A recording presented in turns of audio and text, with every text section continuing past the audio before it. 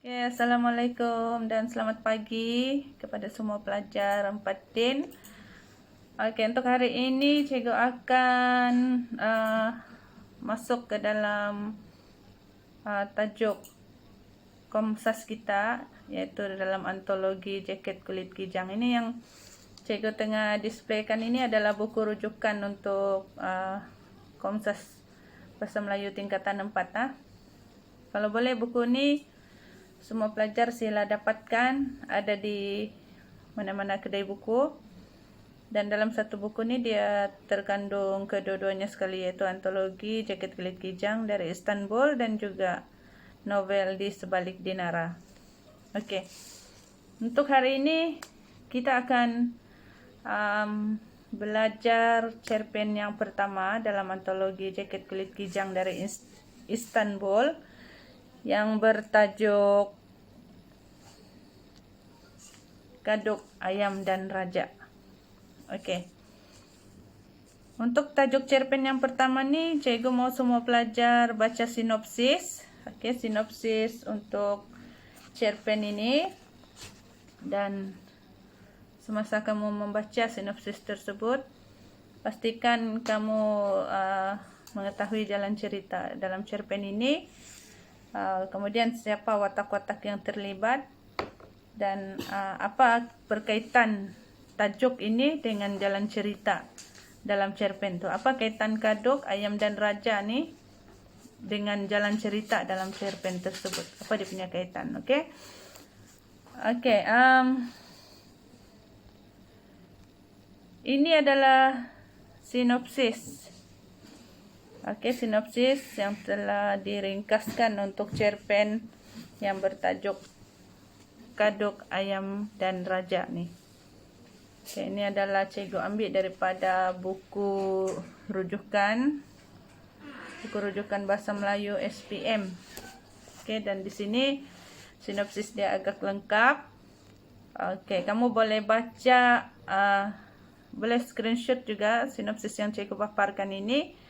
Dan kemudian kamu baca. Okey. Dan selepas kamu baca, cikgu mau kamu catat sinopsis ini di dalam buku Komsas. Kan hari itu cikgu sudah suruh sediakan sebuah buku khas untuk tajuk-tajuk Komsas yang kita akan pelajari di tingkatan 4 ni. Okey.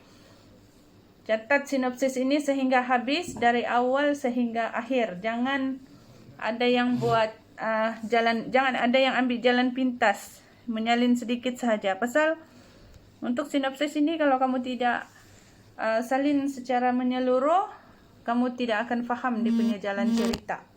Okey? So kena salin dari awal sehingga akhir.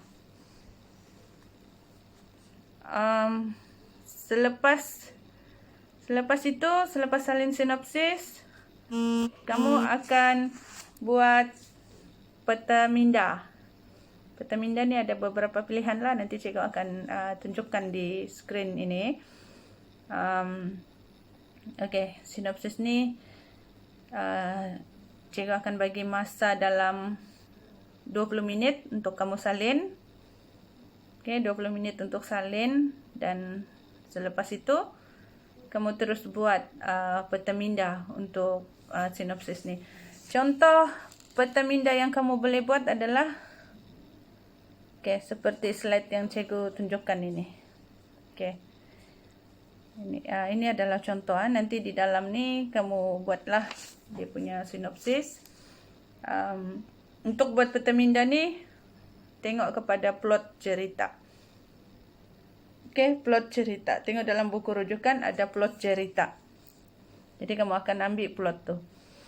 Okey, ini adalah plot bermula dengan binaan plot, iaitu permulaan, perkembangan, perumitan atau konflik, kemudian klimaks cerita dan peleraian. Okey. Inilah yang cikgu tayangkan, inilah yang kamu akan tulis di dalam peta minda yang kamu pilih. Masukkan ke semua apa yang terdapat dalam plot ini, iaitu permulaan, perkembangan, perumitan, klimaks, dan pelarayan. Ada 5 tajuk kecil ya. Oke. Oke, ini adalah pilihan peta minda yang kamu boleh buat untuk plot tadi. Yang penting 5 tajuk kecil tadi tu kamu masukkan dalam peta minda yang kamu pilih, dan gunakan mainan warna lah, kalau berwarna lagi cantik. Oke. Cikgu akan bagi masa 30 minit sehingga ke 45 minit untuk kamu membuat sinopsis dan juga peta minda untuk binaan plot. Oke. Binaan plot ni kalau kamu mau screenshot, ambil apa yang cikgu paparkan ni pun boleh. Jadi tinggal kamu tulis sahaja ke dalam buku atau peta minda yang kamu buat.